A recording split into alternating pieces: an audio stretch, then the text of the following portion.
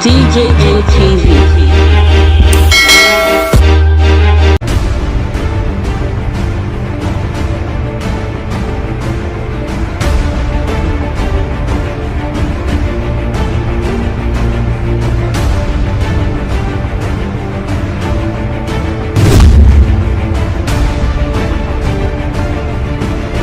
Nigeria Senate don't oppose the cryptocurrency ban when CBN make.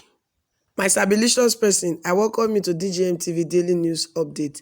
That your one-stop channel where they give you all the gist there where you need to know where they happen. They give you details of stories there from Nigeria and all around the world. This is DJM TV Daily News Update. I bet in case you never subscribe, do well to subscribe to our YouTube channel.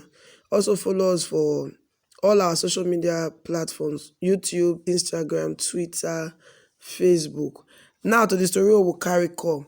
It never to tell when the Central Bank of Nigeria, through Governor Godwin Emefiele, ban cryptocurrency. As a matter of fact, they say make banks not they operate any cryptocurrency account. So any account will be like say customer they used to do cryptocurrency, make banks close down with immediate effect, or less they go win for their hand. People call the rush. It's how they go do their cryptocurrency now. Banks don't begin to even affect the closure of these accounts. Them it take up many people for a while because most people don't put all their life savings inside this cryptocurrency. This can't know cryptocurrency. I tell you that cryptocurrency na digital money. When they see for hand, not only online they for they use the money. And cryptocurrency, depending on the type, we get Bitcoin, we get Zuga coin, we get Duga coin, we get Ethereum, we get the Billion coin. It depends on the type. All of them get big financial value. And some of them said that they worth millions of naira to one of this cryptocurrency. Then, so central bank say, you do urukuruku, you do yahoo on top of internet. They scam people. They talk go there. Nigerian youth come outside, they shout, hey, what we do? Some of us as crypto will take the survival. Without they do cryptocurrency trading for a very long time, and all our life savings they don't want scatter this whole matter. Youth come outside and say, why this our government? And they like better thing. Safe. One just say the youth they progress small. They go just come out and say get what they want to do. People don't talk. Different people don't come outside and say no, they don't go agree. This way CBN do not just make sense at all. Say because other countries they find ways to regulate the cryptocurrency. Nigeria just wake up. Don't anything they don't understand. They go just ban them. Well, it be like say the cry of the Nigerian people don't reach the ears of the Nigerian Senate. Nigerian Senate will be the highest lawmaking body for Nigeria. Don't come outside, court us say this ban wey CBN do, they not agree. Say this way CBN do, it not make sense. As a matter of fact, it tells us CBN supposed to find way to regulate this cryptocurrency, not be just to ban them outrightly. Some of the senators them they talk concerning this matter for the meeting where they hold. Some of them agree, some not agree. Some say good make the ban am, some say not good make the ban am. Senator Solomon Adeola will be the senator for Lagos West Senatorial District. Don't condemn the outright ban of this medium of exchange by Central Bank of Nigeria. It also what the Central Bank of Nigeria supposed to do. Now to they tell Nigeria the way they go to regulate this cryptocurrency, the regulation where they go put in place so that they go feel regulate the activities of these operators of this Bitcoin, Zuga coin, Ethereum, all the cryptocurrency there. He called tell Senate say may they allow the regulators of this cryptocurrency, may they come meeting so that they go feel explain, give the committee where they go set up their position concerning this cryptocurrency for Nigeria. But one senator Tokunbo, where they represent Lagos East Senatorial District, don't say the cryptocurrency by they good well, and he suggest say may they still invite stakeholders for this cryptocurrency matter to one public hearing. He said for the last 5 years, they don't get people where they change cryptocurrency to over $500 million. He said it dey good though as they ban this. He said because the challenges when you take carry come, get as e be. Say but for reality, dis thing no go take away the cryptocurrency comot as a ban, and no mean say cryptocurrency go stop o. E say even our Security Exchange Commission dey also recognize cryptocurrency as financial asset wey dem need to regulate. Say so wetin dem go still do na to invite the major stakeholders dem make dem come meeting. Another senator wey come still talk for dis cryptocurrency matter na one senator Sani Musa.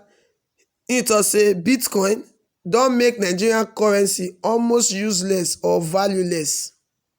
E talk say cryptocurrency don become worldwide transaction of which you no go fit even identify who be the owner of the money or who no be the owner. E say the technology behind dis Bitcoin matter e dey very strong o, and as such e no see the kind regulation wey be like say Nigeria go fit do, because according to, I no sure say Nigeria get that kind technology to fit regulate Bitcoin and all the other cryptocurrency there. He say this Bitcoin don make our money valueless. He say the kind economy wey we get e no strong. Say if our economy come continue to dey very very weak, e no get how Nigeria go fit regulate cryptocurrency at all. He say and for that reason e no go even know how the economy go fit be for the next 7 years. Well, dis na some of the senators dem wey talk. Other senators come, in fact when dem do eye oye na the eyes have it say make dem regulate the cryptocurrency, no be to ban am outrightly, as na only Nigerian Senate na get right to fit say dis thing must stop or dis thing no go stop. Central Bank of Nigeria suppose to carry the matter come meet Senate, so yeah, una go make law make we stop dis thing. Because like say Central Bank of Nigeria and all the banks wey dey Nigeria, dem dey their own country, dem dey do their own law. See dem come with BVN matter, e concern only dem. Anything wey dem dey do, only the bank. So Senate don come decide say dem go mandate the committees on banking, insurance and other financial institutions, ICT and cybercrime and capital market, say make dem invite the CBN governor make e come talk on the opportunities and the akamuka dem wey dey for cryptocurrency on the Nigerian economy.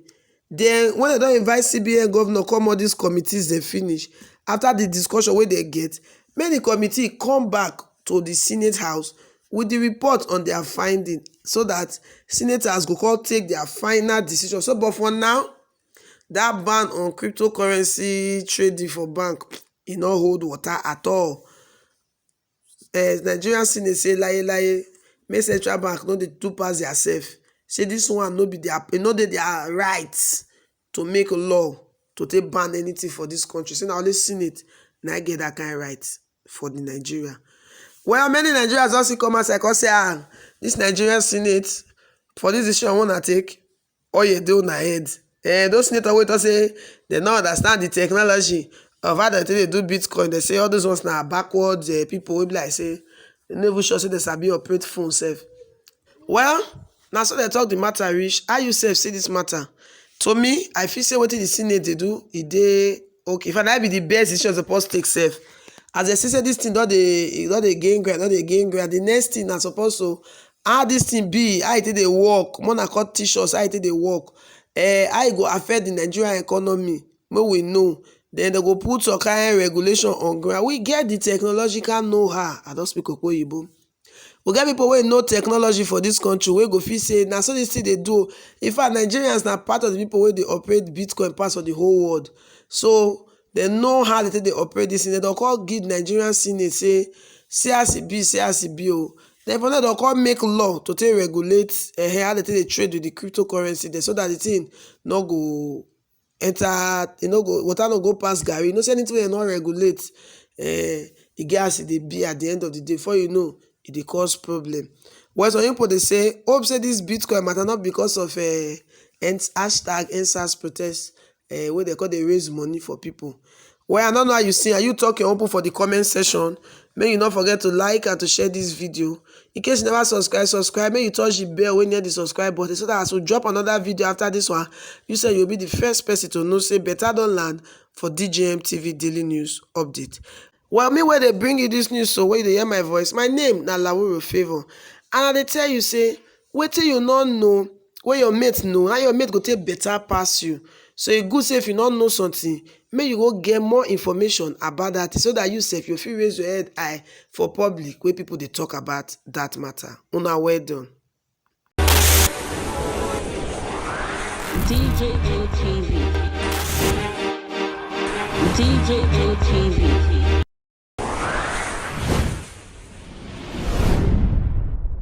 Fulani people don't say no, they don't like us.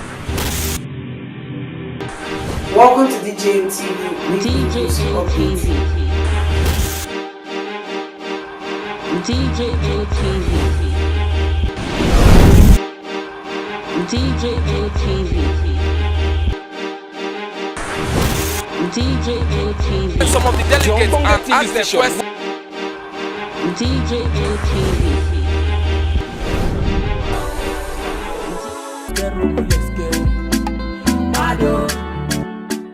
DJM TV. DJM TV.